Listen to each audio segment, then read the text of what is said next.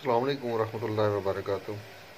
हमारे एक दोस्त हैं तौसीफ़ जट साहब, उन्होंने फरमाइश की थी कि मुझे कवाम बनाने का तरीका बताया जाए।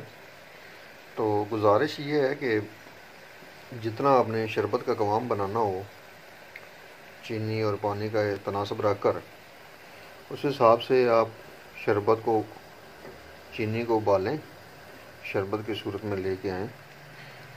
जब देखें कि आपका जो है यहाँ पे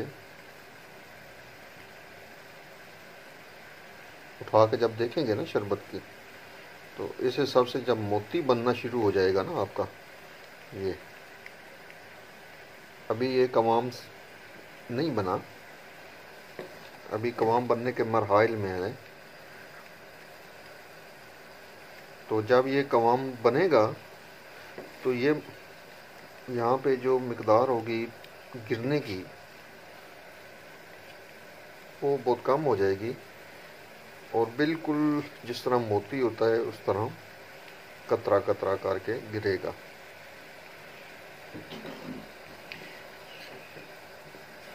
ये कवाम बन रहा है, अभी इसको थोड़ा सा टाइम है।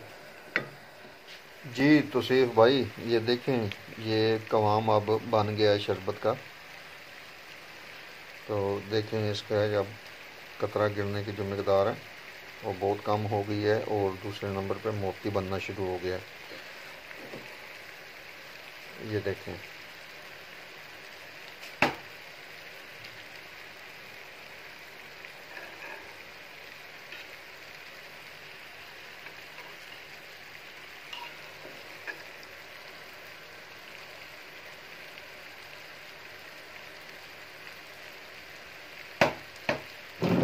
बस यहाँ पे आपको थोड़ी सी जो है ना वो तवज्जो देनी होगी, क्योंकि यहाँ पे आके जो शरबत है वो अक्सर धोखा दे जाता है।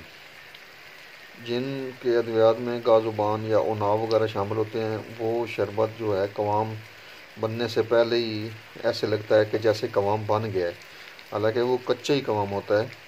लेकिन दूसरी जो जड़ी बूटियाँ उनमें बहुत कम ऐसा होता है। ये आप बिल्कुल, आपका जो कवाम है ना ये बिल्कुल रेडी है।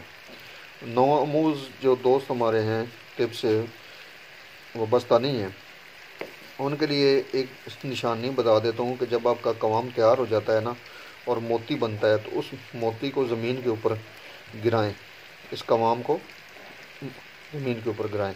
ये देखें अब बिल्कुल कवाम तैयार है। तो अगर वो मोती फैलता नहीं है ज़मीन के ऊपर, कतरा जो है वो कवाम का फैलता नहीं है, तो आपका शरबत बिल्कुल ठीक है, कवाम बिल्कुल ठीक है आपका। और अगर वो फैल जाता है ज़मीन के ऊपर, जज़ब हो जाता है ज़मीन में, तो फिर आपका वो सही नहीं है कवाम, उसको ज़रूरत है दोबारा फिर। इंशाल्लाह एक नई वीडियो के साथ आपके साथ हाज़िर होंगे, तब तक की इजाज़त दीजिए। अल्लाह हाफ़िज़।